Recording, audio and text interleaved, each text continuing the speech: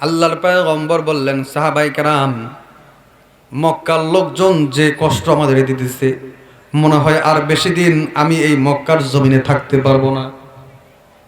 আল্লাহর পয়গম্বর বললেন, সাহাবায়ে কেরাম, অচিরেই আমি মক্কা থেকে মদিনায় চলে যাব। আল্লাহর পয়গম্বর মক্কা থেকে মদিনায় করলেন সফর। আল্লাহর পয়গম্বরের সাথে যে সাহাবী ছিলেন তিনি হলেন হযরতে আবু বকর। এই আবু বকর সিদ্দিক রাদিয়াল্লাহু তাআলা আনহুকে সাথে নিয়ে আল্লাহর পয়গম্বর মক্কা থেকে মদিনায় চলে গেলেন। মদিনার লোকজন আল্লাহর পয়গম্বরকে আনন্দ চিত্তে হাসির সহিত সকলের সদরে গ্রহণ করে নিলেন। আল্লাহর পয়গম্বর যখন মদিনায় চলে গেলেন, মদিনার ভিতরে সকলের মুখে মুখে আওয়াজ চলে গেল, মুহাম্মদ নামের এক ব্যক্তি মক্কা থেকে মদিনায় আমাদের কাছে এসেছে। মুহাম্মদ সে নাকি নবী দাবি করতেছে। মুহাম্মদ বলতেছে সে নাকি নবী। মদিনার ভিতরে সবচাইতে বড় পণ্ডিত ছিল, তাওরাতের সবচাইতে বড় পণ্ডিত ছিল, নাম তার আব্দুল্লাহ বিন সালাম। কি নাম? আব্দুল্লাহ বিন সালাম। আব্দুল্লাহ বিন সালাম ইহুদিদের সবচাইতে বড় পণ্ডিত ছিলেন মদিনার ভিতরে। এই আব্দুল্লাহ বিন সালাম তার কানের ভিতরে কথা আসলো, মুহাম্মদ একজন মদিনায় এসেছে, সে নিজেকে নবী দাবি করতেছে। মুহাম্মদ নিজেকে নবী হিসেবে আখ্যায়িত করেছে, মুহাম্মদ নবী বলেছে। তাওরাত কিতাবের বড় পণ্ডিত আব্দুল্লাহ বিন সালাম চিন্তা করতেছে, আমি তো তাওরাত কিতাব পড়েছি, তাওরাত কিতাবের ভিতরে শেষ নবীর গুণাবলী, শেষ নবী কেমন হবে, শেষ নবীর সৌন্দর্য কেমন হবে, আমি তো সব কিছু পড়েছি, আমার আর দেরি করলে হবে না, এই মুহূর্তে বিশ্ব নবীর কাছে আমার যাওয়া দরকার। আব্দুল্লাহ বিন সালাম কাজ করতেছিল, কাজগুলাকে ফেলে দিয়ে আব্দুল্লাহ বিন সালাম বিশ্ব নবীর সাথে দেখা করার জন্য চলে আসছে।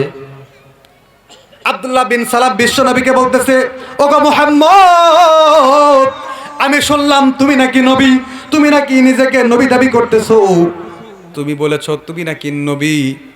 ও মুহাম্মদ, আমি জানতে চাই তুমি সত্যই কি নবী? আল্লাহর পয়গম্বর বললেন, হ্যাঁ আমি তো নবী। দেখেন, বিশ্বের সবচাইতে বড় নেতা, সবচাইতে বড় সরকার মুহাম্মদুর রাসূলুল্লাহর কাছে আব্দুল্লাহ বিন সালাম গিয়েছে, কোন প্রকার বিশ্ব নবীর কাছ থেকে অনুমতি নেওয়ার প্রয়োজন হয় না। কিন্তু আমার এলাকার আতিয়ার পাতি নেতার কাছে দেখা করতে হলে আগে অনুমতি নেওয়ার প্রয়োজন লাগে। কথা বলেন ঠিক না বাটি? বুঝতে হবে এর ভিতরে ভেজাল আছে। কথা বলেন। বিশ্বের বড় পয়গম্বরের কাছে দেখা করতে যাওয়ার কারণে কোনো প্রকার অনুমতির প্রয়োজন হয় নাই, কিন্তু আতি নেতা পাতি নেতা এর কাছে দেখা করতে হলে আগে অনুমতি নেওয়া লাগে, ওয়েটিং করতে হয়। কথা কোন ঠিক না বাঠে? হবে না কেন? হবে না কেন? 100 বস্তা চাল যদি আসে, 90 বস্তায় তো নেতা বিসমিল্লাহ করে নিজের কাছে রাখে। কথা কোন ঠিক না বাটি? 10 বস্তা বিলি করে, তাও কে পায়? নেতার আত্মীয় স্বজন। কথা কোন ঠিক না বাটি?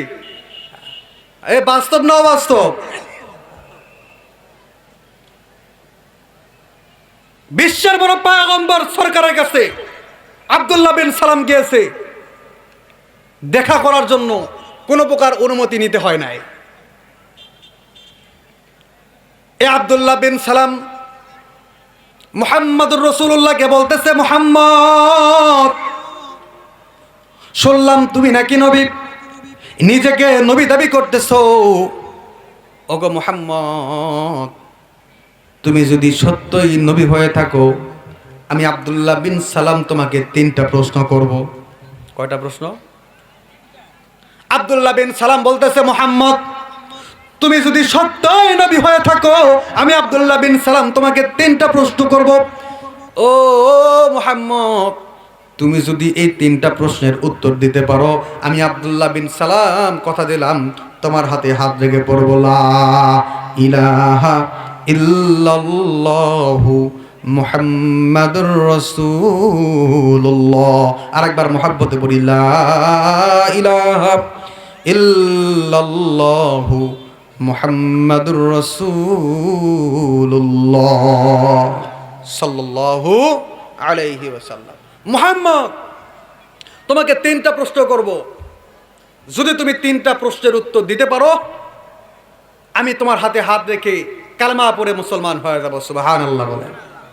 আব্দুল্লাহ বিন সালাম রসুলের চেহারার দিকে তাকায় রয়েছে। আব্দুল্লাহ বিন সালাম বলতেছে, আমি তাওরাত কিতাব পড়েছি, তাওরাত কিতাব পড়েছি। তাওরাত কিতাবের ভিতরে বিশ্বনবী জনাবে মুহাম্মদুর রাসূলুল্লাহ সাল্লাল্লাহু আলাইহি ওয়াসাল্লামের সৌন্দর্য সম্পর্কে বর্ণনা রয়েছে। মুহাম্মদ কেমন হবে, মুহাম্মদের চেহারার সৌন্দর্য কেমন হবে, তাওরাত কিতাবের ভিতরে সব কিছু বর্ণনা করা হয়েছে।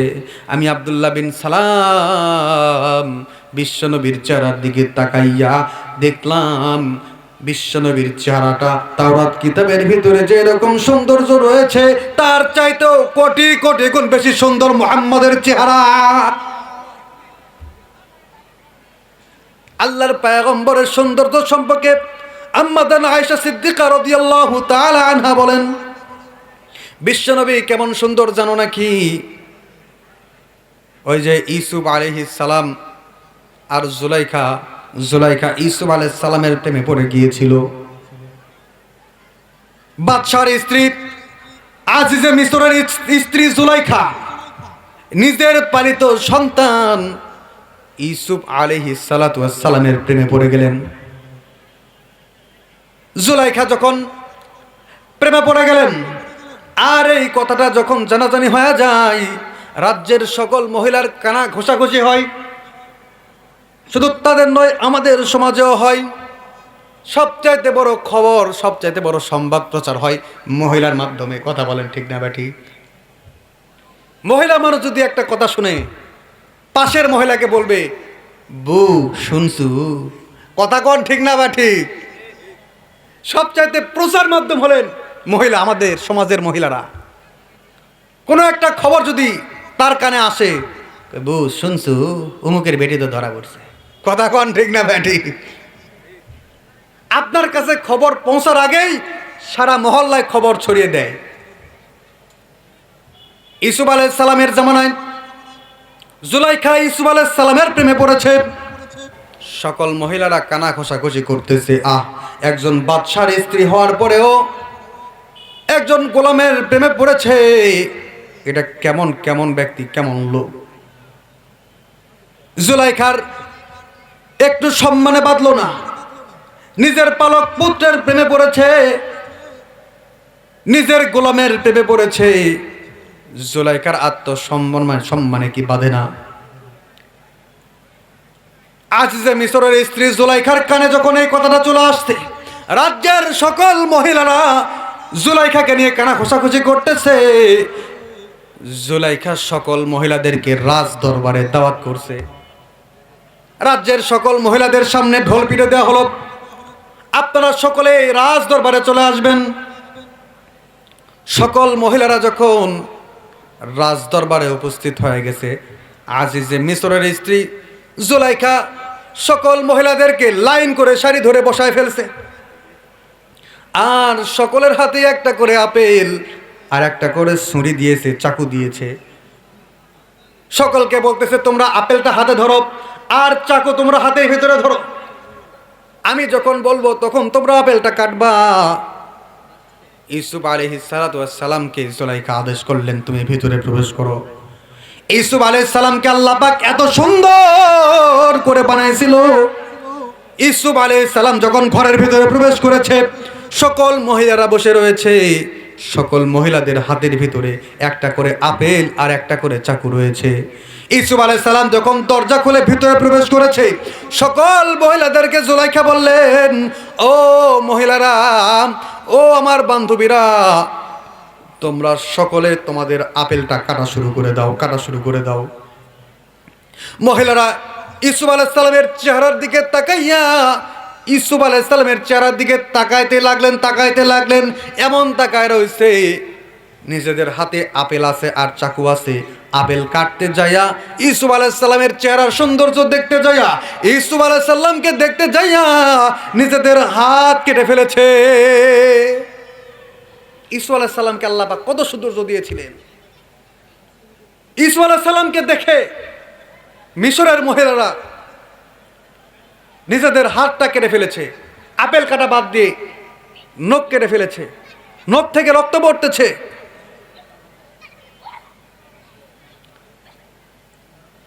ইউসুফ আলাইহিস সালামকে জুলাইখা বললেন, ঠিক আছে তুমি চলে যাও। জুলাইখা বলতেছে, ও বান্ধবীরা তোমরা যে কানে কানে কথা বলো, আমি জুলাইখা কেন ইউসুফের প্রেমে পড়েছি দেখেছো নাকি? তোমরা ইউসুফকে দেখে এক নজর দেখেছো, তোমরা তো একটা নজর দেখেছো, আর আমি ইউসুফকে সব সময় দেখি। ও মিশরের মহিলারা এইবার বলো আমি কেন ইউসুফের প্রেমের ভিতরে পড়েছি? আম্মা জান আয়েশা সিদ্দিকা বলতেছে, মিশরের মহিলারা ইউসুফের সৌন্দর্য দেখে নিজেদের হাত কেটে ফেলেছে, কিন্তু তারা যদি আমার নবী বিশ্ব নবী জনাবে মুহাম্মদুর রাসূলুল্লাহ সাল্লাল্লাহু আলাইহি সাল্লামের চেহারার সৌন্দর্য দেখতো, তারা বিশ্ব নবীর যদি চেহারা দেখতো, তারা নিজেদের হাত কাটতো না, তারা নিজেদের কলিজা কাইটা দিত। তারা তো ইউসুফের সৌন্দর্য দেখে নিজেদের হাত কেটেছে, কিন্তু তারা যদি আমার পয়গম্বর জনাবে মুহাম্মদুর রাসূলুল্লাহকে তারা যদি দেখতো, তারা নিজেদের কলিজাটা কেটে কেটে দিত। আমার নবী ছিলেন এত সুন্দর। এ আব্দুল্লাহ বিন সালাম বিশ্ব নবীকে বলতেছে, মুহাম্মদ আমি আপনাকে 3টা প্রশ্ন করতে চাই। কয়টা? 3টা। মুহাম্মদ যদি তুমি 3টা প্রশ্নের উত্তর দিতে পারো, তাহলে আমি আব্দুল্লাহ বিন সালাম তোমার হাতে হাত রেখে কালেমা পড়ে মুসলমান হয়ে যাব। আব্দুল্লাহ বিন সালাম বলতেছে, মুহাম্মদ এই 3টা প্রশ্নের উত্তর যদি তুমি দিতে পারো, আমি কথা দিলাম আব্দুল্লাহ বিন সালাম আর ইহুদি থাকবো না, তোমার হাতে হাত রেখে কালেমা পড়ে মুসলমান হব। আল্লাহর পয়গম্বর বললেন, ও আব্দুল্লাহ বিন সালাম তুমি কি প্রশ্ন করতে চাও? করো করো করো, কোনো অসুবিধা নাই। কারণ আল্লাহর পয়গম্বর যেটা জানেন না জানাই দিবেন কে? আর আওয়াজ করে বলেন কে? কারণ মুহাম্মদুর রাসূলুল্লাহ কোনো কথাই বলতেন না, কোনো আওয়াজ করতেন না ততক্ষণ পর্যন্ত যতক্ষণ পর্যন্ত আল্লাহ তাআলার পক্ষ থেকে ওহী না আসে। ওয়ামা ইয়ানতিকু আনিল হাওয়া ইন হুয়া ইল্লা ওয়াহয়ুন ইউহা। আল্লাহর পয়গম্বর কোনো কথা বলেন না ততক্ষণ পর্যন্ত যতক্ষণ পর্যন্ত আল্লাহ পাক না জানাইছে। মুহাম্মদ হরগিস্তা গুফতে তা না গুফতে জিব্রাইল, জিব্রাইল হরগিস না গুফতে তা না গুফতে রব্বুল জলিল। আল্লাহর পয়গম্বর কোনো কথাই বলতেন না ততক্ষণ পর্যন্ত যতক্ষণ পর্যন্ত আল্লাহ তাআলা না জানাইছে। আল্লাহর পয়গম্বরকে আব্দুল্লাহ বিন সালাম 3টা প্রশ্ন করতে চাই। আল্লাহর পয়গম্বর বললেন, ও আব্দুল্লাহ বিন সালাম তুমি 3টা প্রশ্ন করতে চাও, করো, ঠিক আছে, অসুবিধা নাই। আব্দুল্লাহ বিন সালাম বলতেছে, মুহাম্মদ জানতে চাই, তোমার কাছে আমি জানতে চাই, বলো দেখি কিয়ামতের সর্বপ্রথম আলামত কোনটি? কিয়ামতের সর্বপ্রথম আলামত কোনটি হবে বলো দেখি। আমার 2 নাম্বার প্রশ্ন, মুহাম্মদ বলো দেখি মহিলাদের গর্ভের ভিতরে ছেলে সন্তান হয় না মেয়ে সন্তান হয়? আর ছেলে সন্তান হলে ছেলে সন্তান কেমনে হয়, আর মেয়ে সন্তান হইলে বা মেয়ে সন্তান কেমনে হয়? আমার 3 নাম্বার প্রশ্ন হলো, ও মুহাম্মদ যারা জান্নাতের ভিতরে প্রবেশ করবে, যারা জান্নাতি হবে, আল্লাহ পাক জান্নাতীদের সর্বপ্রথম কি দ্বারা মেহমানদারি করাবে? আমার এই 3টা প্রশ্ন। 1 নাম্বার প্রশ্ন হলো কিয়ামতের সর্বপ্রথম আলামত কোনটি? 2 নাম্বার প্রশ্ন হলো মহিলাদের গর্ভে ছেলে সন্তান হবে নাকি মেয়ে সন্তান হবে? কিভাবে বোঝা যাবে? নাম্বার 3, যারা জান্নাতের ভিতরে প্রবেশ করবে আল্লাহ পাক জান্নাতীদের কি দ্বারা সর্বপ্রথম মেহমানদারি করাবে? ও মুহাম্মদ, এই 3টা প্রশ্নের উত্তর যদি তুমি দিতে পারো, আমি আব্দুল্লাহ বিন সালাম কথা দিলাম তোমার হাতে হাত রেখে পড়ে নিব লা ইলাহা ইল্লাল্লাহু মুহাম্মাদুর রাসূলুল্লাহ। মহিলাদের গর্ভে ছেলে সন্তান হবে না মেয়ে সন্তান হবে? হবে না হবে না? এটা জানেন কে? আর আওয়াজ করে বলতে হবে, জানেন কে? ওয়ায়ালামু মা ফিল আরহাম।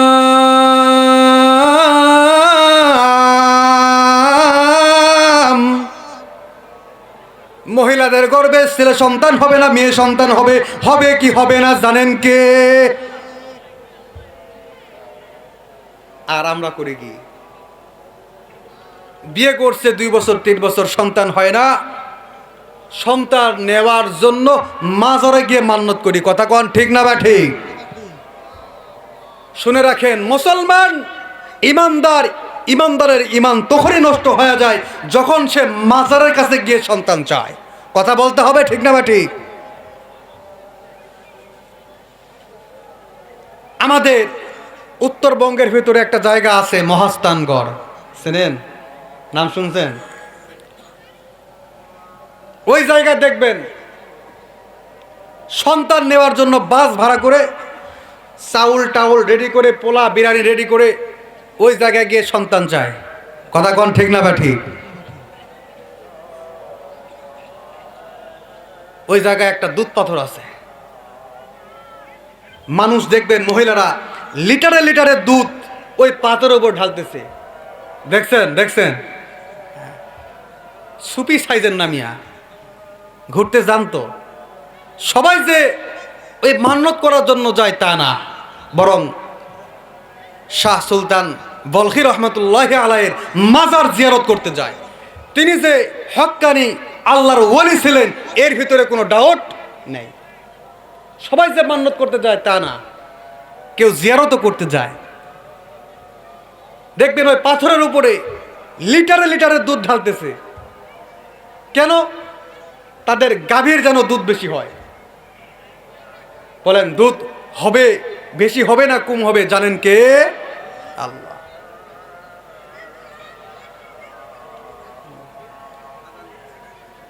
আমাদের শোনা আসো কত? তাহলে গাভীর স্তনের ভিতরে দুধ কতটুকু হবে কতটুকু হবে না এটা জানেন কে?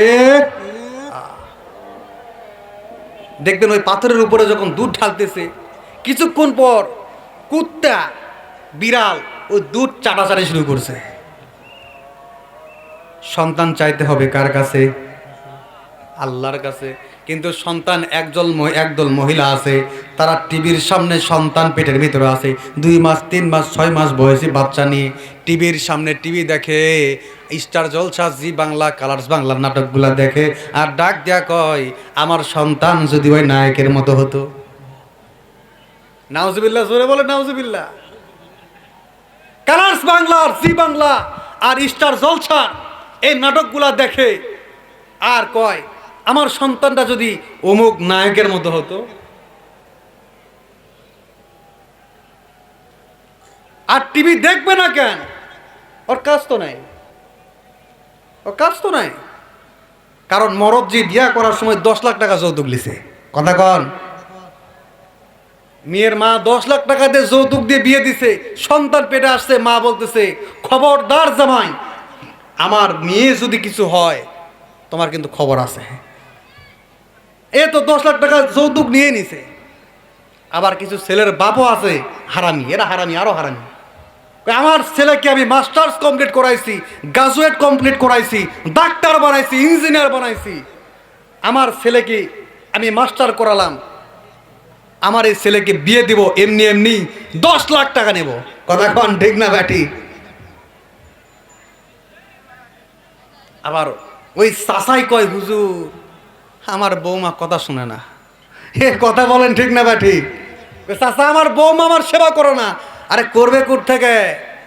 10 লাখ টাকা নিয়ে যে তুই বিয়া দিস রে। কথা বলেন ঠিক না বা ঠিক?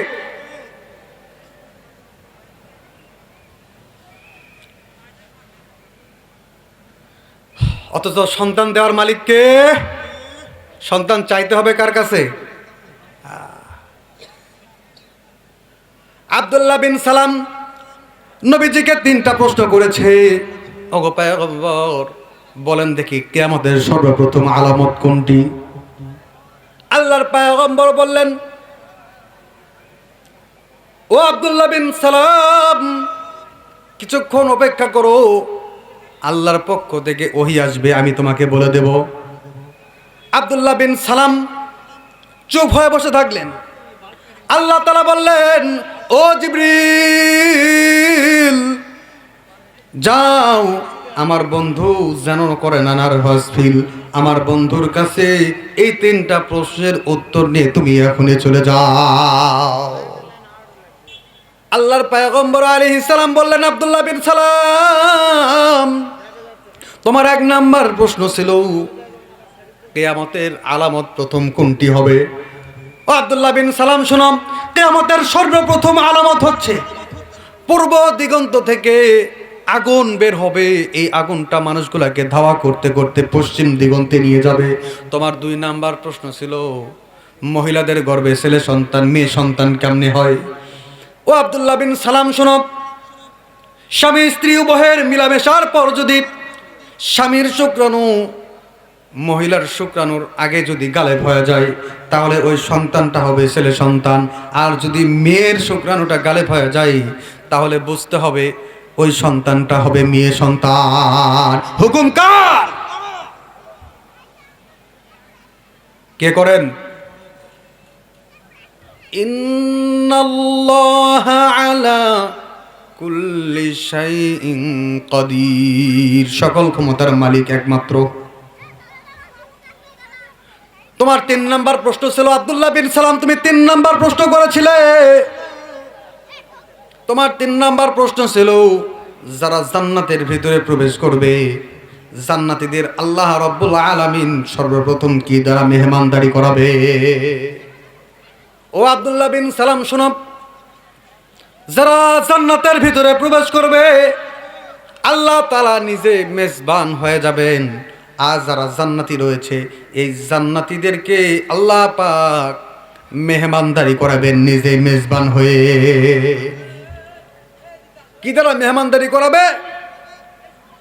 মাছের কলিজা ভুনা দিয়ে। কি দিয়ে? জান্নাতীদের সর্বপ্রথম যে খাবারটা হবে মাছের কলিজা। মাছের কলিজা ভুনা আল্লাহ রাব্বুল আলামিন সর্বপ্রথম জান্নাতীদেরকে এটা দিয়েই মেহমানদারি করা শুরু করাবে। সুবহানাল্লাহ বলেন। আমরা খাইতে রাজি আছি তো ইনশাআল্লাহ? খাবো তো? আল্লাহ রাব্বুল আলামিন আমাদের সকলকে জান্নাতের ভিতরে মাছের কলিজা ভুনা খাওয়ার তৌফিক দান করে দিক। আর একটু জোরে বলেন আমিন। আল্লাহ পাক আপনাদের সকলের জন্য হোক জামিন। আর একটু আওয়াজ করে বলেন আমিন। আমরা তো বাজারে মাছ কিনতে যাই, কোনোদিন জিজ্ঞেস করি মাছের কলিজা কত বড়? করছি? কোনোদিন জিজ্ঞেস করি নাই। আমরা জিজ্ঞেস করি মাছের ডিম কত বড়, মাছের তেল কতটুকু হবে। আল্লাহ পাক এটা জান্নাতীদের জন্য স্পেশাল খাবার। আল্লাহ রাব্বুল আলামিন জান্নাতীদেরকে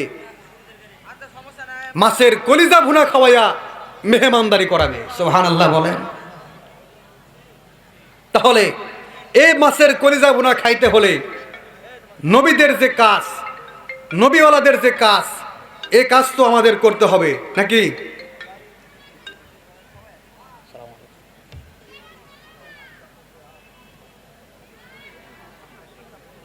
আচ্ছা, ঠিক আছে।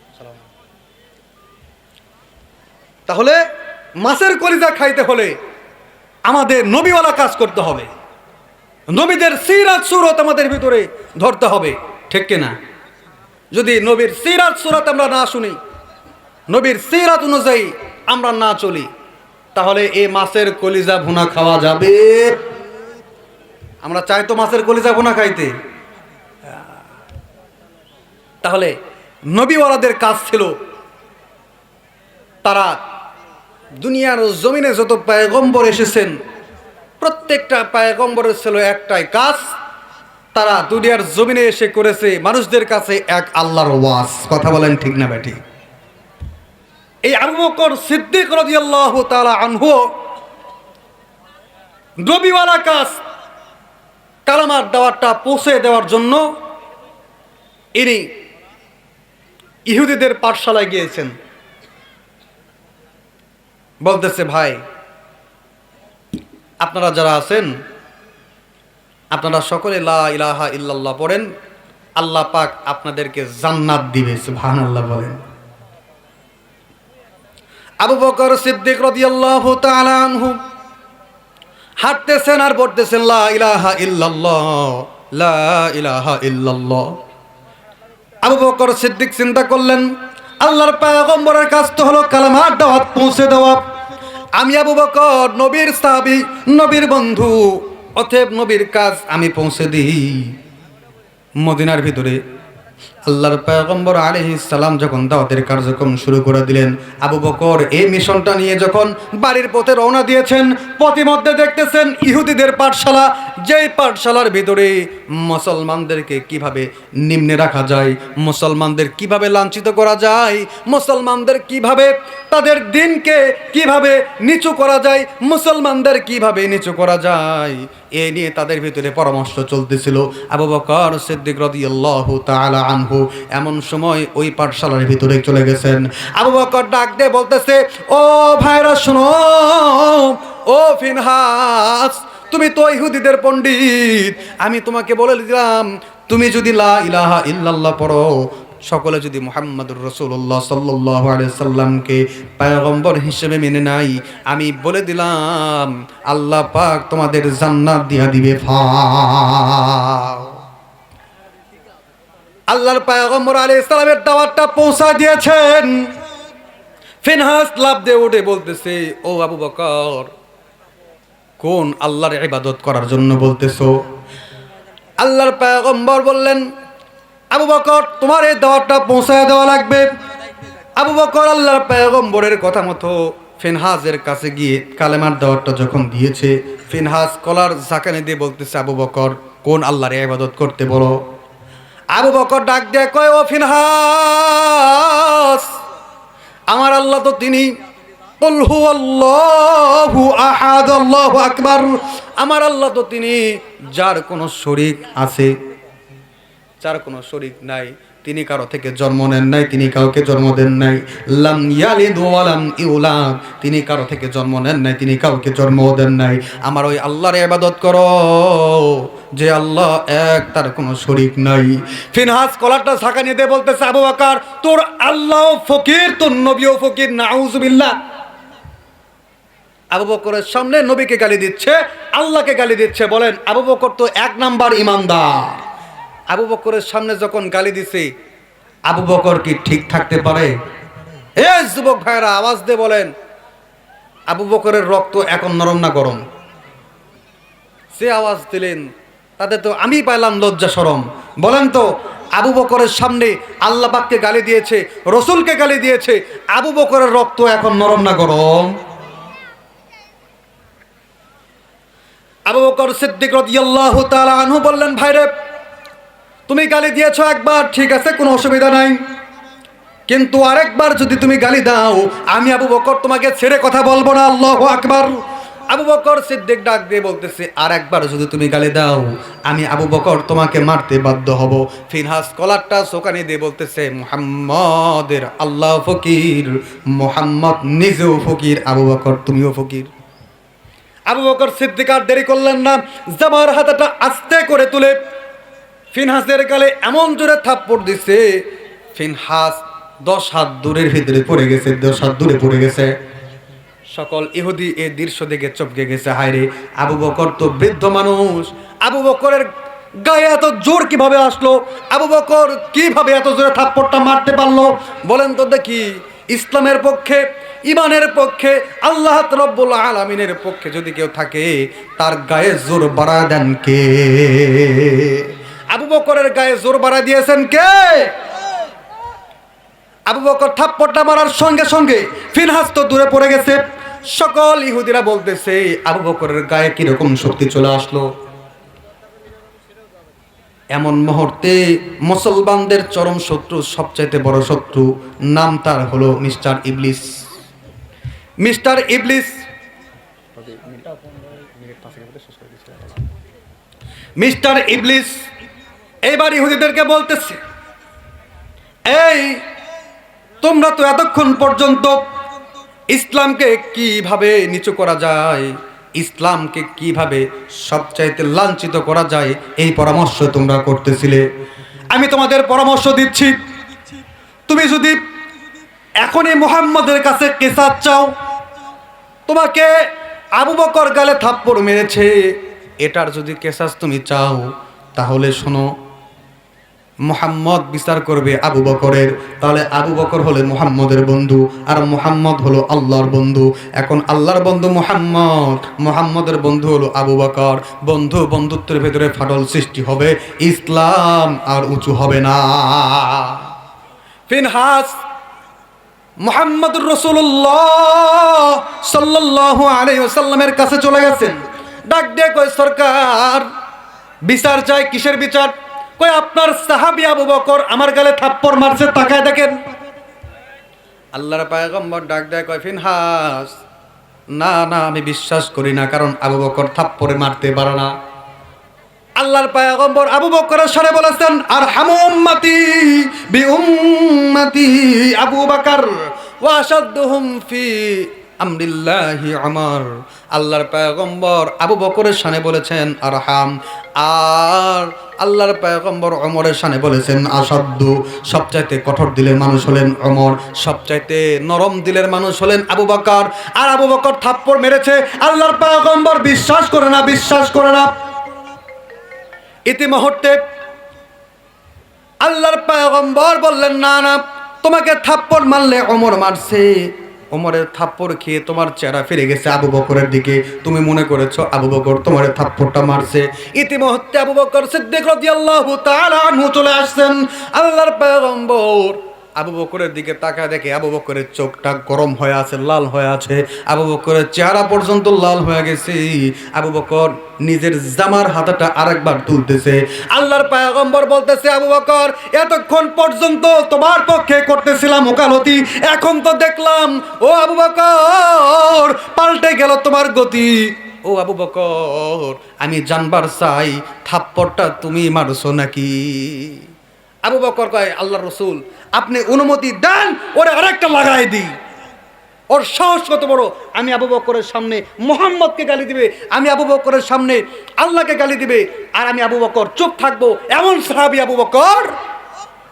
একদিন বাদশাহ হারুনুর রশিদ পানি পান করার জন্য গ্লাসটা হাতের মধ্যে নিয়েছে। বাহলুল মজজুব আওয়াজ দিয়ে বলছে, বাদশাহ, দৈনন্দিন জীবনে আপনি পানি পান করতেছেন, ওগো বাদশাহ, আপনি প্রতিদিন তো পানি পান করেন, কোনোদিন হিসাব করলেন না এই এক গ্লাস পানির দাম কত হইতে পারে? আপনি তো পানি খাবেন বাদশাহ, আমি আপনাকে পানি পান করতে দেব, তবে আজকে আপনি এই এক গ্লাস পানির দাম কত হইতে পারে আপনি একটু হিসাব নিকাশ করার পরে পানিটা খাবে। বাদশাহ ডাক দিয়ে বলতেছে, বাহলুল, পানি তো খাওয়ার জিনিস, এটা তো হিসাব করার জিনিস নয়, কি হিসাব করব? মানুষ কি তোমারে সাধে পাগল বলে?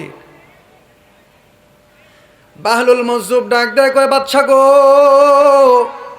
দৈনন্দিন জীবনে পানি পান করেন, আজকে একটা দিন আপনি পানির হিসাব করেন, পানি পান করেন, দেখেন তো এই এক গ্লাস পানির দাম আল্লাহ রাব্বুল আলামিন এর দরবারে কত হইতে পারে? এই এক গ্লাস পানির দাম কত হইতে পারে বাদশা? আজকে একটু হিসাব করেন। বাহলুল মজজুব বলে, বাদশা, ধরেন আপনার প্রচন্ড পিপাসা লেগেছে, পিপাসার কারণে আপনার ছাতি ফেটে যাবে, আপনার পিপাসার কারণে আপনার প্রাণটা চলে যাবে, প্রাণনাশের কারণ হইতে পারে, আপনার হায়াত শেষ হয়ে যাইতে পারে, পানি পান না করলে আপনি মারা যাবেন। ও বাদশা গো, সারা দুনিয়ার মধ্যে কোথাও পানি নাই, সারা দুনিয়া তালাশ করেছেন, কোথাও এক ফোঁটা পানি পান নাই। আপনার এই বিশাল রাজত্ব রয়েছে, আপনি তো অনেক বড় বাদশা, অনেক বড় রাজত্ব আল্লাহ রাব্বুল আলামিন আপনাকে দান করেছে বাদশা গো। আপনি সারা দুনিয়া তাল্লাশি করলেন, সারা দুনিয়া খোঁজ করলেন, কিন্তু কোথাও আপনি পানি পাইলেন না। ওগো বাদশা,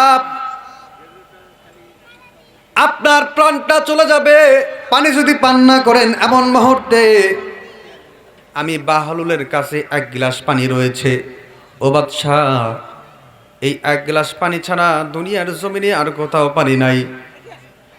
ও বাদশা, আমি বাহলুল আপনাকে বললাম আমি আপনাকে এক গ্লাস পানি পান করতে দেব, তবে শর্ত হলো বাদশা গো, এই এক গ্লাস পানির বিনিময়ে আপনার অর্ধেক রাজত্ব আমি বাহলুলের নামে আপনাকে লিখে দিতে হবে। বাদশা হারুনুর রশিদ বলতেছে, বাহলুল কি এমন শর্ত দিয়েছ? হ্যাঁ, বাহলুল মজদুব বলে, বাদশা কি শর্ত হইল? সারা দুনিয়ার ভিতরে কোথাও পানি নাই, আপনার প্রচন্ড পিপাসা লেগেছে, প্রচন্ড পিপাসা লেগেছে, আপনার পানি পান করতে হবে, কিন্তু দুনিয়ার কোথাও পানি নাই। আপনারে পানি পান করা ছাড়া, মরা ছাড়া আর কোনো উপায় থাকবে না, আপনাকে পানি পান করতেই হবে। ও গো বাদশা, এমন মুহূর্তে দুনিয়ার জমিনে কোথাও পানি নাই, যদি আপনি মারা যান আপনার এই বিশাল রাজত্ব দিয়ে হবে কি বাদশা গো? এই জন্যই বলতেছি, এই এক গ্লাস পানি শুধু আমার কাছেই আছে, আমি আপনাকে দিতে পারি। এই এক গ্লাস পানি পান করলে আপনার হায়াতে জিন্দেগি বেঁচে যাবে। ও বাদশা, আমি শর্ত দিলাম আপনার অর্ধেক রাজত্ব আমার নামে লিখে দিতে হবে। বাহলুল মজদুব বলতেছে, বাদশা গো, পানি পান না করলে আপনার প্রাণটা চলে যাবে। এমন মুহূর্তে আপনি এই এক গ্লাস পানি ছাড়া আর দুনিয়ার কোথাও পানি নাই, আমি আপনাকে শর্ত দিলাম আপনার অর্ধেক রাজত্ব আমার নামে লিখে দিতে হবে। বাদশা গো, এমন মুহূর্তে আপনি কি অর্ধেক রাজত্ব আমার নামে লিখে দিয়ে হইলেও পানি পান করবেন? বাদশা ডাক দেয়, কয় বাহলুল, যদি আমার প্রাণটাই না থাকে তাহলে এই বিশাল রাজত্ব দিয়ে হবে কি, এই বিশাল বাদশাহী দিয়ে হবে কি? ও বাদশা, আমি বাদশা তোমাকে বলে দিলাম, তুমি আমাকে এই এক গ্লাস পানি দিলে অর্ধেক রাজত্ব তোমার নামে লিখে দেব। বাহলুল মজদুব ডাক দেয়, কয় বাদশা গো, এইবার হিসাব করেন, আপনি পানি পান করেছেন অর্ধেক রাজত্ব দিয়ে, আপনি পানি পান করেছেন মাত্র এক গ্লাস, এই এক গ্লাস পানির দাম আপনার অর্ধেক রাজত্ব। ও বাদশা, পানি খাওয়ার পরে নেক্সট আইটেম, আপনার পেশাবে ধরছে, আপনার পেশাবটা আটকে গেছে, আপনার পেশাব আর বের হয় না, আপনার এমন পরিস্থিতি হয়ে গেছে পেশাব নিয়ে আপনি বাঁশতলাও শান্তি পাইতেছেন না, গাছতলাও শান্তি পাইতেছেন না, বাদশা আপনার রাজ দরবারেও শান্তি পাইতেছেন না। বাদশা গো, এমন মুহূর্তে দুনিয়ার কোনো হাকিম নাই, দুনিয়ার কোনো ডাক্তার নাই, ওই আপনার এক গ্লাস পানি পান করার পরে ওই পানিটা পেশাব হয়ে বের হবে, কিন্তু পেশাব আটকে যাওয়ার কারণে আপনার এই পেশাবটা কেউ বের করতে পারে না। বাদশা গো, দুনিয়ার কোনো ডাক্তার নাই, দুনিয়ার কোনো হাকিম নাই, আমি বাহলুল একমাত্র হাকিম রয়েছি, আপনার ওই পেশাবটা বের করে দেব। ও গো বাদশা, এমন মুহূর্তে আমি আপনাকে বলতেছিলাম, শর্ত দিলাম আপনার বাকি অর্ধেক রাজত্ব আমি বাহলুলের নামে আপনাকে লিখে দিতে হবে। বাদশা গো, আপনি কি এমন মুহূর্তে অর্ধেক রাজত্ব আমি বাহলুলের নামে লিখে দিয়ে হইলেও আপনি কি পেশাবটা বের করে নেবেন? আপনাদের কি মনে হয়? বাহলুল মজদুব বলতেছে, বাদশা আপনি কি বলেন, আপনি কি অর্ধেক রাজত্ব আমার নামে লিখে দিবেন নাকি পেশাব নিয়ে থেকে যাবেন? বাদশা হারুনুর রশিদ ডাক দিয়া কয়, বাহলুল, পেশাব নিয়ে আমি কি করব? শান্তি পাবো না, গাছ চলাও শান্তি পাবো না, আমার রাজ দরবারেও শান্তি পাবো না। ও বাহলুল, আমি বাকি অর্ধেক রাজত্ব তোমার নামে লিখে দিয়ে হইলেও আমি আমার পেশাবটা বের করে নেব, এখন বাহলুল মজদুব বলতেছে, বাদশাহ আপনাকে বলেছিলাম এক গ্লাস পানি পান করেন, এই পানির হিসাবটা আপনি করে। বাহলুল মজদুব বলতেছে, বাদশাহ গো,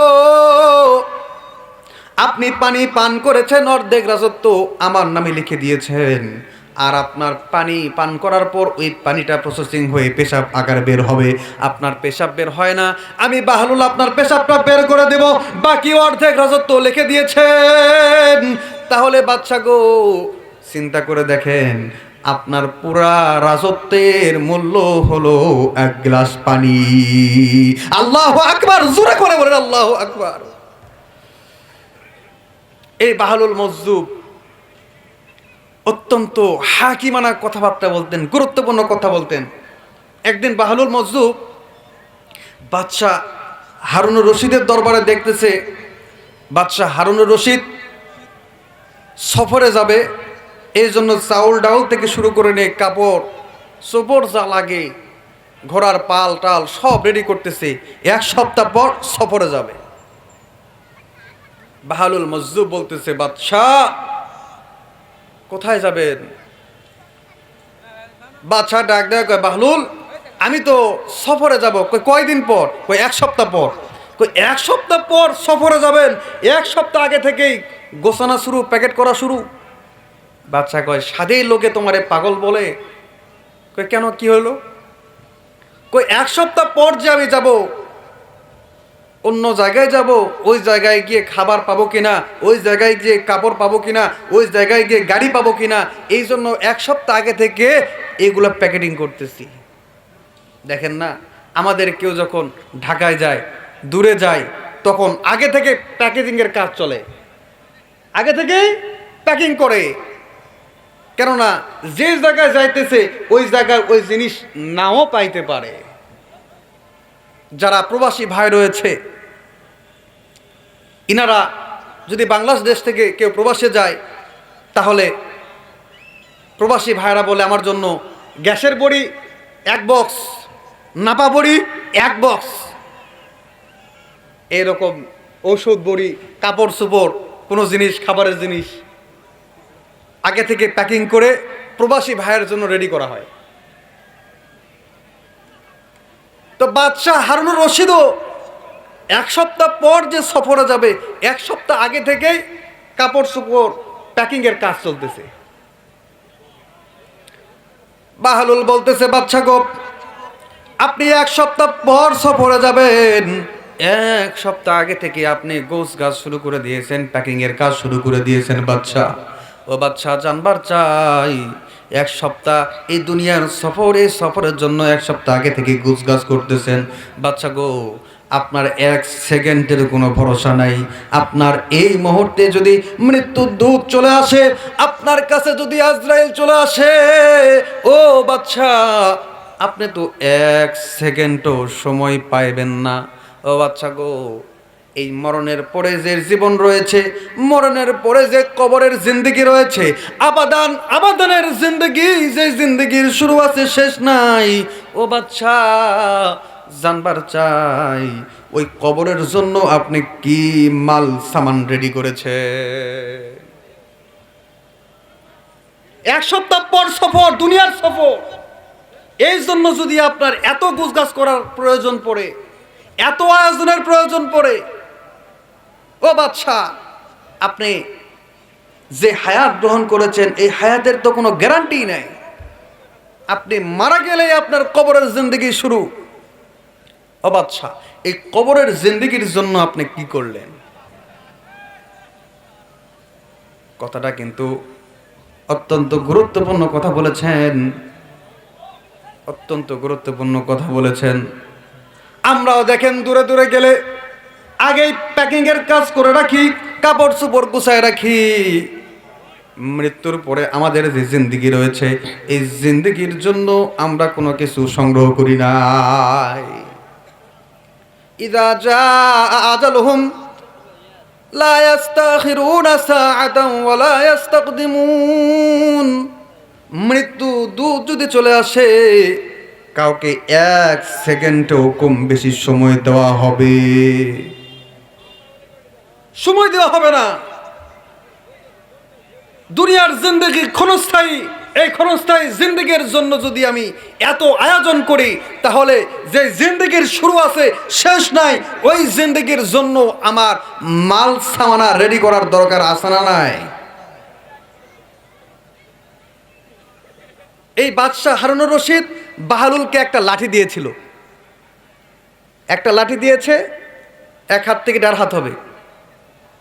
বাদশাহ বলতেছে, বাহলুল, এই লাঠিটা তুমি তাকেই দিবা, তোমার চাইতে যদি কোনো বড় বেকুব, তোমার চাইতে যদি বড় কোনো দেখো নির্বোধ আছে, বোকা কেউ আছে, তাহলে তুমি এই লাঠিটা ওই বোকাকে তুমি হাদিয়া দিবে। তো এই বাহলুল মজদুব সুযোগ পেয়ে গেছে, লাঠিটা তুলে আস্তে করে বলতেছে, বাদশাহ এই যে নেন, লাঠি নেন। কই, আপনি আমাকে হাদিয়া দিয়েছিলেন আর বলেছিলেন আমার চাইতে যদি বড় কোনো বোকা, বড় কোনো নির্বোধ থাকে, তাকে যেন আমি এই লাঠিটা দিই। অতএব আমি দেখলাম বাদশাহ, আপনার চাইতে বড় বোকা, আপনার চাইতে বড় নির্বোধ আর কেউ নাই, এই যেন লাঠি নেন। সুবহানাল্লাহ বলেন বলেন। আল্লাহর পাগলেরা এমনই হয়। আমি আপনি কত নিয়ামত গ্রহণ করতেছি আল্লাহ রাব্বুল আলামিনের, কোনোদিন কোন অবস্থায় এই নিয়ামতকে নিয়ে চিন্তা ফিকির করি? হাসপাতালে গেলেই অক্সিজেন যখন লাগায় দেয়, তখন থেকেই অক্সিজেন প্রতি ঘন্টায় ঘন্টায় কত টাকা লাগে হিসাব করে রাখে। আমি আপনি সুস্থ আছি, হায়াতে আছি, আমরা অক্সিজেন গ্রহণ করতেছি, নিঃশ্বাস ছাড়তেছি, নিচ্ছি, টাকা দেওয়া লাগছে লাগছে। হাসপাতালে যায় দেখেন, অক্সিজেন লাগাই দিবে, ঘন্টায় ঘন্টায়, মিনিটে মিনিটে টাকা দিবে। কথা বলেন। মুসলমান ভাই, গভীর মনোযোগ দিয়ে শোনেন। এই মাহফিলের ভিতরে যারা বসছে, তাদের ব্যাপারে পয়গম্বর বলেন, এই যে জায়গায় বসা হয়েছে, যে জায়গায় কোরআন ও হাদিসের আলোচনা করা হয়, এই জায়গাটা সাধারণ কোনো জায়গা নয়, এই জায়গাটা বিশ্বনবীর ভাষায় জান্নাতের বাগান। وقال رسول الله صلى الله عليه وسلم لا يقعد قوم يذكرون الله تعالى إلا حفتهم الملائكة وغشيتهم الرحمة ونزلت عليهم السكينة وذكرهم الله في من عنده। বিশ্বনবী পয়গম্বর আলাইহিস সালাম বলেন, যে জায়গায় কোরআন ও হাদিসের আলোচনা করা হয়, যেই জায়গায় আল্লাহ আল্লাহর রাসূলের আলোচনা করা হয়, ওই জায়গাটা দুনিয়ার কোনো সাধারণ কোনো জায়গা নয়, ওই জায়গাটা বিশ্বনবীর ভাষায় জান্নাতের বাগান। শুধু তাই নয়, আল্লাহ তাআলা অসংখ্য অগণিত রহমতের ফেরেশতা আমাদের কাছে পাঠিয়ে দিয়েছে। সুবহানাল্লাহ বলেন। শুধু তাই নয়, ফেরেশতাদেরকে আল্লাহ রাব্বুল আলামিন বলতে থাকে, ফেরেশতারা শোনো, আমার ওই বান্দাগুলো কেন ওই মাহফিলের ভিতরে বসে আছে? ফেরেশতারা ডাক দেয়, কয়, আল্লাহ গো, তোমার এই বান্দাগুলা 2টা জিনিস চাই। 1 নাম্বার হলো জাহান্নাম থেকে বাঁচতে চাই, জান্নাত পাইতে চাই। 2 নাম্বার হলো নিজের জিন্দেগির সমস্ত গুনাহগুলা মাফ করে নিতে চায়। আল্লাহ বলে, ও ফেরেশতারা, তোমরাই না বলেছিলে আমার এই বান্দাগুলা দুনিয়ার জমিনে গিয়ে রক্ত ফাসাদ করবে, ফিতনা ফাসাদ সৃষ্টি করবে?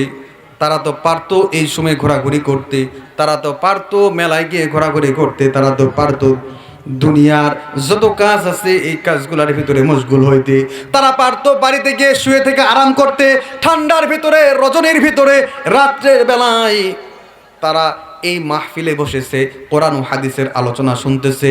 ও ফেরেশতারা, তারা কি চায়? ফেরেশতারা বলতে থাকে, আল্লাহ গো, তারা তো চায় নিজেদের গুনাহগুলো মাফ করে নিতে। 2 নাম্বার একটা জিনিস চায়, আল্লাহ তোমার স্পেশাল জান্নাতের ভিতরে তারা যাইতে চায়। আল্লাহ বলে, ফেরেশতারা, তারা যদি আখেরি মুনাজাত পর্যন্ত থাকতে পারে, আখেরি মুনাজাতে যদি তারা গুনাহের কারণে অনুতপ্ত হইয়া আমি আল্লাহর কাছে যদি করতে পারে তওবা, আর যদি দিতে পারে কান্দা, আমি আল্লাহ ওই বান্দার জিন্দগির সমস্ত গুনাহ মাফ করে দিব। শুধু তাই নয়, বান্দাদেরকে গুনাহ মাফ করে দিয়ে বান্দাদের তকদিরে জান্নাতটা পর্যন্ত আমি আল্লাহ বরাদ্দ করে দেব। আর আল্লাহ তাআলা যে জায়গায় কোরআন ও হাদিসের আলোচনা করা হয়, ওই জায়গায় অসংখ্য অগণিত আল্লাহ রাব্বুল আলামিন রহমত বর্ষণ করতেই থাকে। সুবহানাল্লাহ, জোরে বলেন। এখন বলেন, যারা এই মাহফিল ছাড়া ঘোরাঘুরি করতেছে, তারা এই জান্নাতের বাগানে বসতে পারছে? আওয়াজ করে বলতে হবে, পারছে? অথচ যুবক ভাই, তুমি মনে করতেছ এখনই মাহফিলে গিয়ে বসে কি হবে? ও যুবক ভাই, শুনে নাও, হায়াতের কোনো গ্যারান্টি, হায়াতের কোনো প্রকার গ্যারান্টি নাই। ওই যে তাকে দেখো, তোমার মতো কত যুবক 3 বন্ধু মিলে মোটর সাইকেলে উঠছে, রাস্তায় চলতে চলতে ট্রাকে চাপায় পড়ে পিষে একদম মগজ পর্যন্ত বাইর হয়ে যায়। ও যুবক, তোমার মতো কত যুবক দেখো না স্ট্রোক করে মারা যাইতেছে, তোমার মতো কত যুবক মোটর সাইকেল নিয়ে অ্যাক্সিডেন্ট করে মারা যাইতেছে, হায়াতের কোনো গ্যারান্টি নাই। তুমি কি মনে করে ঘোরাফেরা করতেছো? তুমি মনে করেছো তোমার হায়াত আরো আছে? না, হায়াতের কোনো গ্যারান্টি নাই। ইদা জা আজালুহুম ফালা ইস্তাখিরুনা সাআতাও ওয়ালা ইস্তাকদিমুন। হায়াতের কোনো গ্যারান্টি নাই। সমাজের যুবকেরা যদি ভালো হয়ে যায়, তাহলে এই অত্র উপজেলার ভিতরে কোন নাস্তিক বেঈমান মুরতাদ মুসলমানদের উপরে, মুসলমানদের মাযহাবে, মুসলমানদের ধর্মের উপরে কথা বলার সাহস দেখাতে পারবে? কোশ্চেন কেন সম্ভব নয়। আমরা 1971 দেখি নাই, কিন্তু আমরা 2024 সালের 5 আগস্টের স্বাধীনতা দেখেছি। কথা বলেন ঠিক না বা ঠিক? যুবকেরা এক হয়েছিল, মাদ্রাসার ছাত্র ভাইয়েরা, স্কুল ইউনিভার্সিটির ছাত্র ভাইয়েরা সকলে এক হয়ে কালেমার পতাকা হাতের ভিতরে নিয়ে তারা রাজপথ দখল করে আল্লাহু আকবারের তাকবীর দিয়ে মাঠে নেমেছিল। এই তাকবীরের কারণে খড়ি সরকার দেশ থেকে বিতাড়িত হয়েছে। কথা বলেন ঠিক না বা ঠিক? যুবকের পাওয়ার আছে না নাই? তাহলে যুবক ভাই, আবারও বলতে চাই, এরকম খুনি সরকার যদি, স্বৈরাচারী সরকার যদি আবারও আমাদের রাজ্যে, আমাদের রাষ্ট্রে আসতে চায়, যুবকেরা নিজেদের রক্ত দিয়ে দেব, কখনো স্বৈরাচারীকে দেশে জায়গা দেওয়া হবে না। লড়াইয়ের ওই ময়দানেতে যেতে তোমাকেই হবে, প্রয়োজনে সব রক্তটুকু জমিনে ঢেলে দেবে। কথা বলেন ঠিক না বা ঠিক? লড়াইয়ের ওই ময়দানেতে যেতে তোমাকেই হবে, প্রয়োজনে সব রক্তটুকু জমিনে ঢেলে দেবে।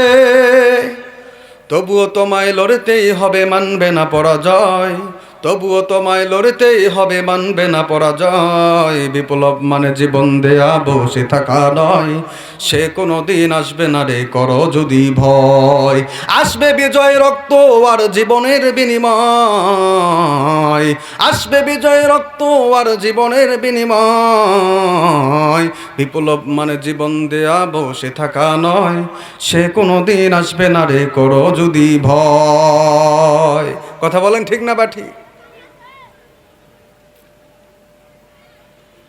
অথচ যুবকেরা যদি আশিকে রসুল হয়, রসুলের আদর্শ নিজের ভিতরে যদি ধারণ করে, রাসূলুল্লাহ সাল্লাল্লাহু আলাইহি সাল্লামের সুন্নতকে যদি আঁকড়ে ধরে, তাহলে ওই যুবকটা আশিকে রসুল হবে।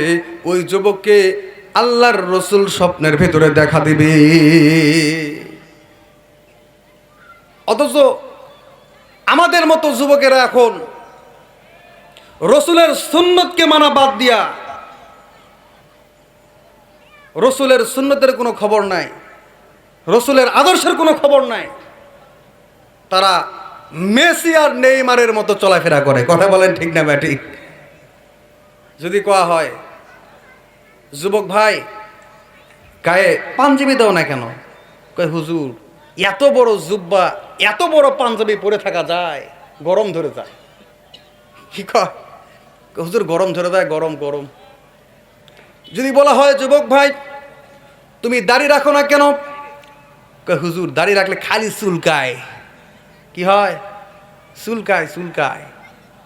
আমাদের যুবকেরা দাড়ি রাখে, তবে এই দাড়ি রাখাটা সুন্নতি দাড়ি নয়, সব সেভ করে মাঝখানে অল্প একটু উড়িষ্ঠা রেখে দিছে এলাকার চুমকি সুমাইয়া সাদিয়াকে পাগল করার জন্যে। কথা কোন ঠিক না বা ঠিক?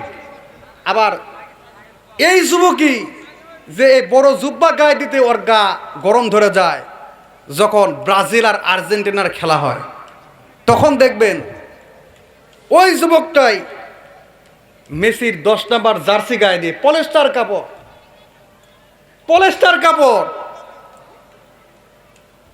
কাপড় পরে 10 নম্বর জার্সি পরে রোদের মধ্যে ঘুরে বেড়ায়।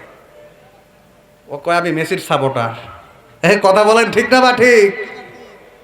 বলে মেসির সাপোর্টার। আরে সুতি কাপড় গায়ে দিতে, সুতি পাঞ্জাবি গায়ে দিতে তোমার গা যদি গরম ধরে, তোমার জার্সি পরে এলাকায় ঘুরতেছো, মেসির প্রচার করতেছো, মেসিকে মোহাব্বত করে মেসির জামা তুমি গায়ে দিছো, মেসির জার্সি তুমি গায়ে দিছো। এই যুবক তুমি কি মনে করছো?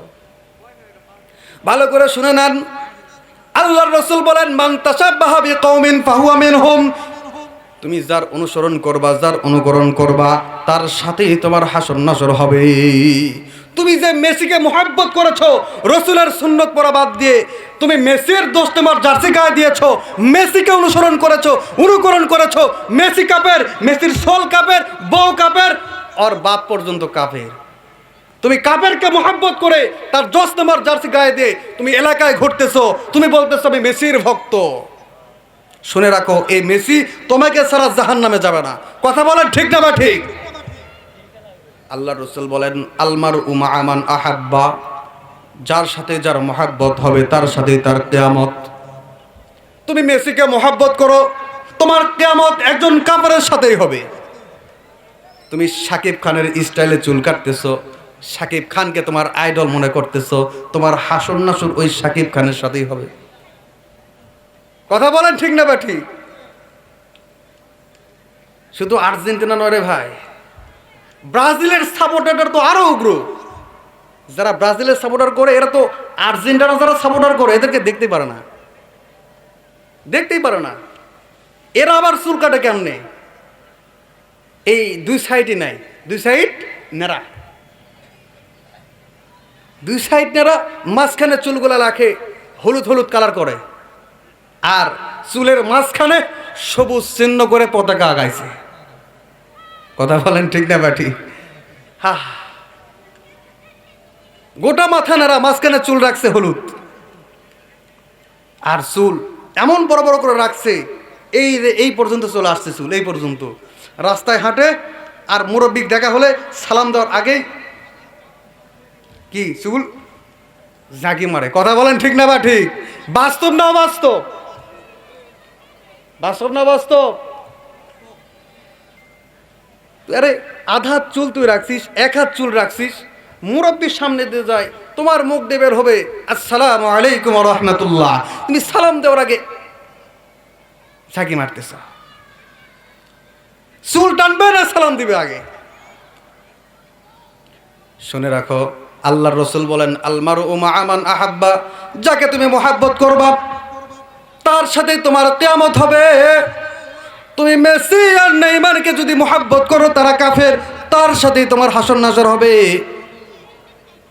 অথচ তোমাকে আইডল মনে করতে হবে বিশ্বনবী জনাবে মুহাম্মাদুর রাসূলুল্লাহ সাল্লাল্লাহু আলাইহি ওয়াসাল্লামকে। পৃথিবীর মধ্যে সবচাইতে সুদর্শন আর স্মার্ট পুরুষকে বলেন তো, বলেন কে? সবচাইতে স্মার্ট, সবচাইতে সুদর্শন পুরুষকে?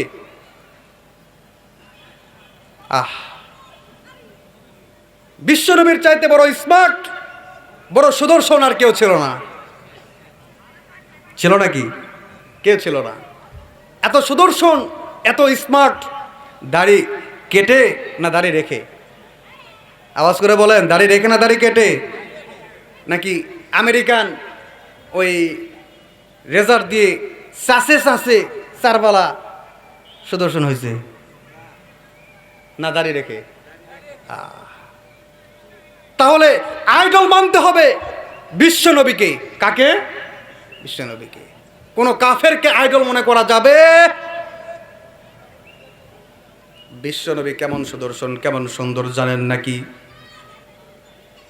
নবীজির একজন মহিলা সাহাবী, নাম তার রুবাই। এই রুবাই রাদিয়াল্লাহু তাআলা আনহা, তার একটা ছোট ছেলে ছিল, ছেলে সন্তান ছিল। এই সন্তান মাকে বলতেছে, মা গো, আমি শুনেছি মুহাম্মদুর রাসূলুল্লাহ এত সুন্দর ছিলেন, এত সুন্দর ছিলেন। নবীজির চেহারা দেখে সাহাবায়ে কেরাম নিজেদের কষ্ট পর্যন্ত ভুলে যাইতেন। মা গো, আমি শুনেছি সাহাবায়ে কেরাম নবীজির জন্য, নবীজির চেহারার জন্য, নবীজির সৌন্দর্যে পাগল হয়ে নবীজির আদর্শে আদর্শবান হয়ে তারা জীবন দিয়ে দিয়েছে। মা গো, আমি ওই নবী সম্পর্কে একটু জানতে চাই, নবীর চেহারা কেমন সুন্দর ছিল। যেরকম মা সেই রকম সন্তান। আমার আপনার সন্তান তো এখন বলে, আব্বা গো, ঘুম ধরতেছে না, একটা গোপাল ভাঁড়ের গল্প শোনাও। কথা বলেন ঠিক না বা ঠিক? আমার আপনার সন্তান বলতেছে, আব্বা ঘুম ধরে না, একটা ভূতের কিচ্ছা শোনাও। আমার আপনার সন্তান বলে, বাবা গো, ঘুম ধরতেছে না, একটা রূপকথার গল্প আমারে শোনাও, একটা গোপাল ভাঁড়ের গল্প শোনাও। আমিও আপনিও গোপাল ভাঁড়ের মিথ্যা কাহিনী শোনাইয়া সন্তানকে ঘুম পাড়ায় দিই। কথা বলেন ঠিক না বা ঠিক? যেরকম সাহাবী সেরকম সন্তান। সন্তান বলতেছে, মা গো, নবীজি কেমন সুদর্শন ছিলেন, কেমন সুন্দর ছিলেন, একটু জানতে চাই। মা ডাক দিয়ে কয়, বাবারে, আমার নবীর চেহারা এমন সুন্দর ছিল, এমন সুন্দর ছিল যে রাসূল পর্যন্ত বলেন, وقال رسول الله صلى الله عليه وسلم أحسن الناس।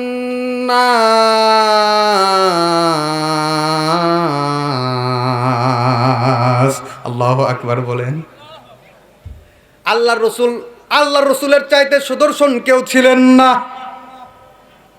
রুবাই রাদিয়াল্লাহু তাআলা আনহা এই মহিলা সাহাবী সন্তানকে বলতেছে, সন্তান, নবীজি কেমন সুন্দর ছিল জানো নাকি? নবীজির চেহারা এমন সুন্দর ছিল জানো নাকি? ইয়া বুনাইয়া লারওয়াইতা শামসা তালিআ। ও সন্তান, আমার নবী এমন সুন্দর ছিলেন, এমন সুন্দর ছিলেন, এমন সুন্দর ছিলেন, নবীজির চেহারার দিকে তাকাইলে তুমি বলতা, এই বুঝি আসমানের ভিতরে সূর্য উদয় হয়েছে।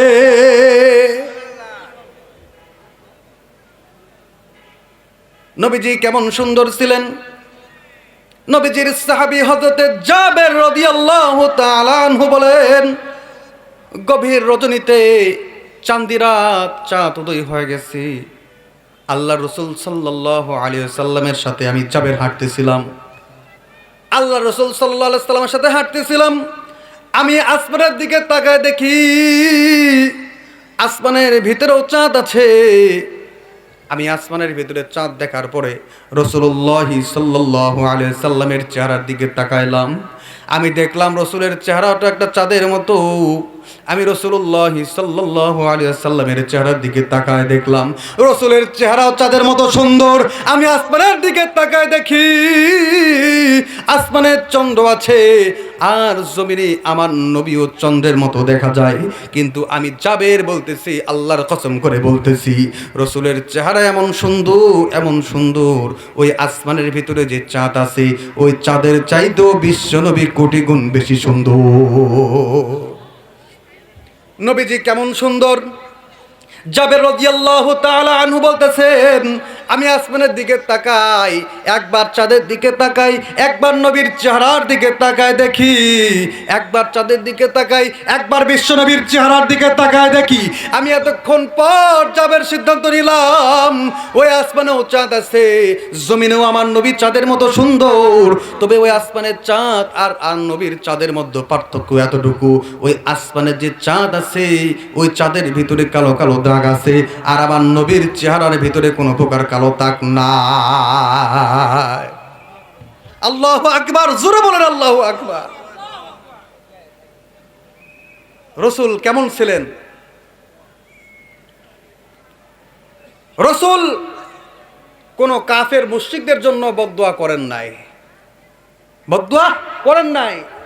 সাহাবী বললেন, সাহাবীরা, ইয়া রাসূলুল্লাহ, আবুল হাব, উতবা, সাইবা এরা আপনাকে কষ্ট দেয়, ওগো নবী আপনি তাদের জন্য বদদুয়া করেন, আল্লাহ পাক তাদেরকে ধ্বংস করে দিক। আল্লাহর পয়গম্বর বললেন,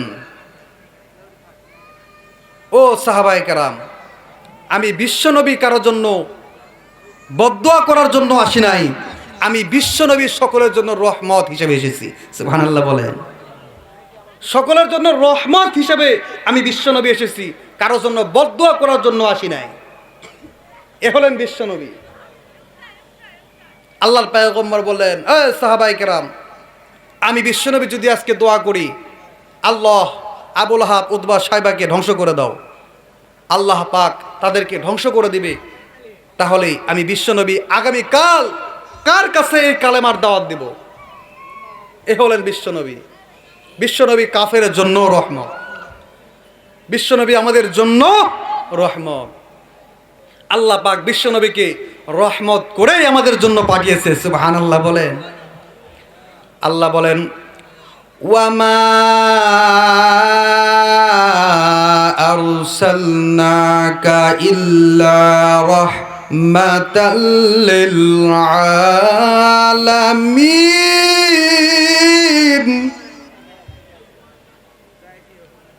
আপনাদের ধাক্কা দিতে চাই না, বারবার পবিত্র কালিমুল্লাহ শরীফ থেকে তেলাওয়াত হওয়ার সঙ্গে সঙ্গেই আওয়াজ করে বলবো আল্লাহু আকবার। পারবো তো ইনশাআল্লাহ? আল্লাহ বলেন, ওয়ামা আরসালনাকা ইল্লা রাহমাতাল লিল আলামিন।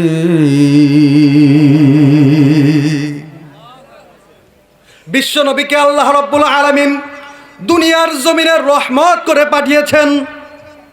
নবীজি আমাদের জন্য রহমত, নবীজি দুনিয়ার জমিনের জন্য রহমত, নবীজি হাসরের ময়দানের জন্য রহমত। জোরে বলেন সুবহানাল্লাহ। নবীজি কেমন রহমতের নবী জানেন নাকি?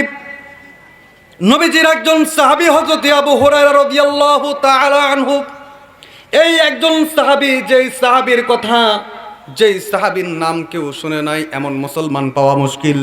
এই আবু হুরায়রা রাদিয়াল্লাহু তাআলা আনহু একদিন রাসূলুল্লাহ সাল্লাল্লাহু আলাইহি সাল্লামের কাছে ছিলেন। আবু হুরায়রা রাদিয়াল্লাহু তাআলা আনহু রাসূলের সংস্রব, রাসূলের কাছ থেকে সরে যাওয়াকে, বাড়িতে চলে যাওয়াকে পছন্দ করতেন না, কারণ সবচাইতে কম হায়াত এই আবু হুরায়রা। অল্প সময় রাসূলুল্লাহ সাল্লাল্লাহু আলাইহি সাল্লামের সাথে থেকেছেন, কিন্তু অল্প সময় থাকলে হবে কি, সবচাইতে বেশি হাদিস বর্ণনা করেছেন হযরতে আবু হুরায়রা রাদিয়াল্লাহু তাআলা আনহু। এই আবু হুরায়রা রাদিয়াল্লাহু তাআলা আনহু 3 দিন 4 দিন যাবত খাবার খায় নাই, পেটের ভিতরে প্রচন্ড ক্ষুধা। আবু হুরায়রা রাদিয়াল্লাহু তাআলা আনহু ক্ষুধার কারণে নিস্তেজ হয়ে গেছেন। আবু হুরায়রা রাদিয়াল্লাহু তাআলা আনহুর শরীরে ক্লান্ত ভাব এসে গেছেন। আবু হুরায়রা রাদিয়াল্লাহু তাআলা আনহু মসজিদের নববীর বাহিরে, আবু হুরায়রা রাদিয়াল্লাহু তাআলা আনহু ক্ষুধার তাড়নায় শুয়ে পড়ছেন। আবু হুরায়রা রাদিয়াল্লাহু তাআলা আনহু চিন্তা করলেন, সাহাবায়ে কেরাম নামাজ পড়ে বের হবেন, যেই সাহাবী, বড় বড় সাহাবীরা আমার এই রাস্তা দিয়ে যাবে, আমাকে বলবে, ও আবু হুরায়রা, তুমি মনে হয় কিচ্ছু খাও নাই, তুমি মনে হয় কোনো খাবার খাও নাই, তোমার প্রচন্ড ক্ষুধা লেগেছে।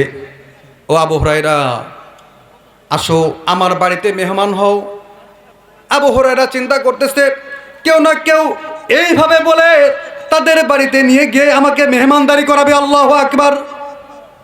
আবু হুরায়রা রাদিয়াল্লাহু তাআলা আনহু এই আশায় শুয়ে পড়েছেন। আল্লাহ রাসূল সাল্লাল্লাহু আলাইহি সাল্লাম নামাজ শেষ করে দিলেন। উসমান গনি রাদিয়াল্লাহু তাআলা আনহু মসজিদ থেকে বের হলেন। আবু হুরায়রা রাদিয়াল্লাহু তাআলা আনহু চিন্তা করলেন হয়তো উসমান গনি রাদিয়াল্লাহু তাআলা আনহু সবচাইতে ধনী মানুষ, সবচাইতে বড় লোক, সবচাইতে ধনী একজন সাহাবী। উসমান বুঝি আমি আবু হুরায়রাকে তার বাড়িতে মেহমানদারি করাবে। আবু হুরায়রা আনন্দ চিত্তে তাকায় আছে। উসমান গনি রাদিয়াল্লাহু তাআলা আনহু রাস্তা দিয়ে হেঁটে যাইতেছে। আবু হুরায়রাকে সালাম দেয়, আসসালামু আলাইকুম ওয়া রাহমাতুল্লাহ। সালাম দিয়ে চলে গেল। আবু হুরায়রা কয় উসমান গেছে তো কি হয়েছে, আরো সাহাবায়ে কেরাম আছে। উসমান গনি রাদিয়াল্লাহু তাআলা আনহু চলে গেছেন। এরপরে ওমর চলে আসছেন। ওমরও সালাম দিয়ে চলে যায়। আবু বকর রাদিয়াল্লাহু তাআলা আনহু পাশ কেটে চলে যায় সালাম দিয়ে। আবু হুরায়রা চিন্তা করতেছে দুনিয়ার সবাই যদি আমাকে ফিরায় দেয়, বিশ্ব স্রষ্টার পক্ষ থেকে রহমতের নবী, মায়ার নবী এখনো পর্যন্ত আমারে ফিরায় দেয় নাই। আমি বিশ্ব নবীর জন্য দেরি করব, অপেক্ষা করব। দুনিয়ার সবাই ফিরায় দিলে বিশ্ব নবী আমাকে ফিরায় দেবে না। আবু হুরায়রা শুয়ে পড়ছেন। আল্লাহর পয়গম্বর মসজিদে নববী থেকে বের হয়েছেন। আবু হুরায়রা রাদিয়াল্লাহু তাআলা আনহু খুশি ভাব নিয়ে আছে। আল্লাহর পয়গম্বর আবু হুরায়রা রাদিয়াল্লাহু তাআলা আনহুকে বললেন, আবু হুরায়রা কি ব্যাপার, কি হয়েছে, শুয়ে পড়ছো কেন? আবু হুরায়রা রাগ দিয়ে কয়, ও গো পয়গম্বর, আমি আপনার সাহাবী। ও গো পয়গম্বর, আজ কয়দিন যাবত আমার পেটের ভিতরে প্রচন্ড ক্ষুধা। আল্লাহর পয়গম্বর, ক্ষুধার কারণে আমি নড়তেও পারি না। ও গো পয়গম্বর, আপনি যদি মেহেরবানি করে আপনার বাড়িতে মেহমানদারি করাতেন। আল্লাহর পয়গম্বর বলতেছে, আবু হুরায়রা, তুমি ক্ষুধায় থাকবা আর আমি বিশ্বনবী তা দেখবো, হইতে পারে না। আল্লাহু আকবার। বিশ্বনবী আবু হুরায়রাকে সাথে নিয়ে বাড়িতে চলে গেছেন।